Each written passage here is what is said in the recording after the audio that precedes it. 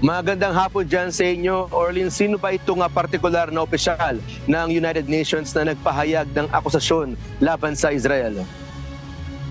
Good afternoon, Sunny. Noong Lunes, June 24, inakusahan ni United Nations Secretary General Antonio Guterres ang Israel ng pagkakalat umano ng mga maling impormasyon tungkol sa kanya. Sa loob ito ng mahigit 8 buwang digmaan sa pagitan ng Israel at ng mga militanteng Palestinian na Hamas sa Gaza Strip. Aniya, naririnig niya na inaakusahan siya ng hindi pagkondena sa Hamas at pagiging isang supporter ng Hamas.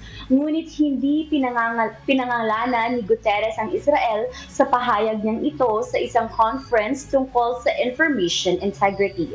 Samantala, ayon kay Gilad Erdan, UN Ambassador ng Israel, ang mga pagkondena ni Guterres ay walang laman na salita kung ihahambing sa kanyang mga aksyon. At yan ang latest update. Balik sa'yo, Sunny.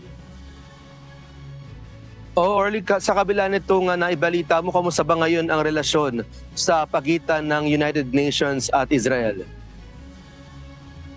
Sanya, matagal na may tensyon na nasa pagitan ng Israel at ng United Nations at recently nga din inakusahan din ng Israel yung ilang mga UN staff na sa pagiging collaborative or working with Hamas at other militants. Kaya patuloy na itong inaimbestigahan ng UN ang mga alegasyon na ito, ngunit ayon nga sa kanila ay wala pa namang nabibigay na ebidensya ang Israel. Kaya patuloy talaga ang pagtaas ng tensyon sa pagitan ng dalawa, lalo na because of the war. Sunny?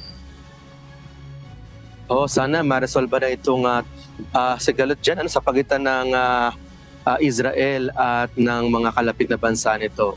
Sige, salamat Orlin Quijano mula naman dyan sa Toronto, Canada.